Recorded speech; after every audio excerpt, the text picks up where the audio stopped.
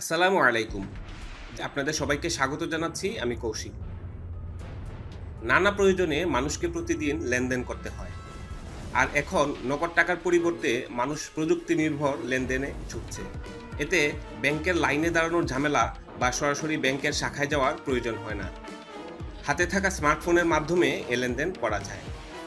তাই বর্তমানে বাংলাদেশে মোবাইল ব্যাংকিং বা ডিজিটাল ওয়ালেট খুবই প্রয়োজনীয় ও গুরুত্বপূর্ণ বিষয় হয়ে দাঁড়িয়েছে। বাংলাদেশে বর্তমানে অনেক মোবাইল ব্যাংকিং সার্ভিস প্রোভাইডার আছে। তন্মধ্যে বিকাশ অন্যতম। লেনদেনের সবচেয়ে দ্রুত ও নিরাপদ মাধ্যম হচ্ছে বিকাশ। টাকা পাঠানো, টাকা উত্তোলন বা বিভিন্ন বিল পরিশোধের পাশাপাশি পেমেন্ট করতে পারেন যে কোনো কেনাকাটার মূল্য। পেমেন্ট সেবার মাধ্যমে বিকাশ গ্রহণ করে এমন যে কোনো মার্চেন্টকে আপনি পেমেন্ট করতে পারেন আপনার বিকাশ অ্যাকাউন্ট থেকে। এখন আপনি দেশজুড়ে প্রায় লক্ষাধিক দোকানে কেনাকাটার পেমেন্ট বিকাশ করতে পারবেন। বিকাশ এই সিস্টেমকে বলছে মেক পেমেন্ট। এখন আমি স্টেপ বাই স্টেপ প্র্যাকটিক্যালি দেখাবো যে কিভাবে কোনো দোকানে বা শপিং মলে গিয়ে যে কোনো পণ্য কেনাকাটার মূল্য পরিশোধ করতে পারেন সহজেই। তার আগে বলে নেই ভিউয়ার্স, আপনি যদি আমার চ্যানেলে নতুন হয়ে থাকেন তাহলে প্লিজ আমার এই চ্যানেলটি এক্ষুনি সাবস্ক্রাইব করে ফেলুন। তাহলে আমার আপলোড করা এরকম আরও প্রয়োজনীয় ভিডিও আপনার আর মিস হবে না।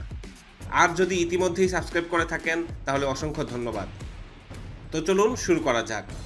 ভালোভাবে বোঝার জন্য ভিডিওটি না টেনে ধৈর্য ধরে শেষ পর্যন্ত দেখতে থাকুন। এখন আমি বিকাশ অ্যাপে যাচ্ছি। হ্যাঁ, এই হচ্ছে বিকাশ অ্যাপ এর ইন্টারফেস। এই অ্যাপে বিভিন্ন ধরনের অপশন আছে, উপর থেকে নিচ পর্যন্ত আপনারা গেলে সেগুলো দেখতে পারবেন। প্রথম দিকে উপরে রোতে দেওয়া আছে বিকাশের যে সার্ভিসগুলো, send money, mobile recharge, cash out, make payment, এরকম আরও কিছু। তন্মধ্যে আপনি একটা জিনিস খেয়াল করে দেখবেন, টাকা পাঠানো বা পেমেন্ট করা অথবা বিল দেওয়া, এখানে তিনটি অপশন আছে। একটি হচ্ছে সেন্ড মানি, আরেকটি হচ্ছে মেক পেমেন্ট, আরেকটি হচ্ছে পে বিল।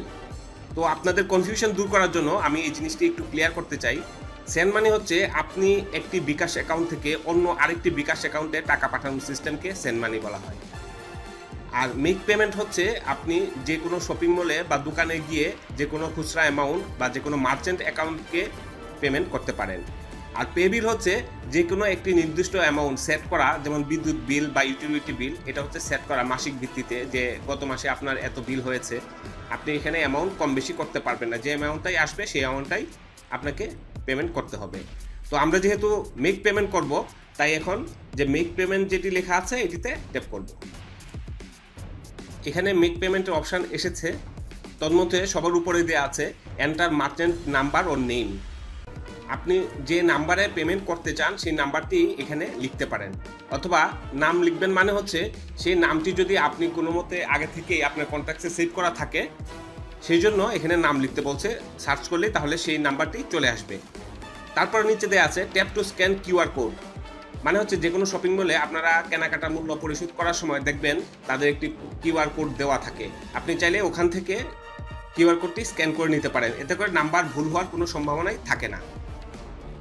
তার নিচে দেখবেন রিসেন্ট পেমেন্ট এবং সেভ পেমেন্টের কিছু দেয়া আছে। দ্যাট মিনস আমি ইতিমধ্যেই যেসব রিসেন্টলি করেছি বা সেভ করে রেখেছি, পেমেন্টগুলো করেছি, এগুলোর লিস্ট এখানে দেয়া আছে।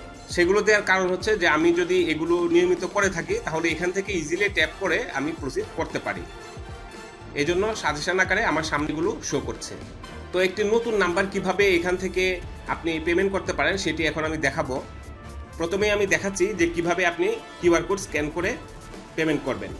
তাই tap two scan QR code, এটিতে ট্যাপ করতে হবে। আমি দোকানদারের কিউআর কোডটি স্ক্যান করে নিলাম।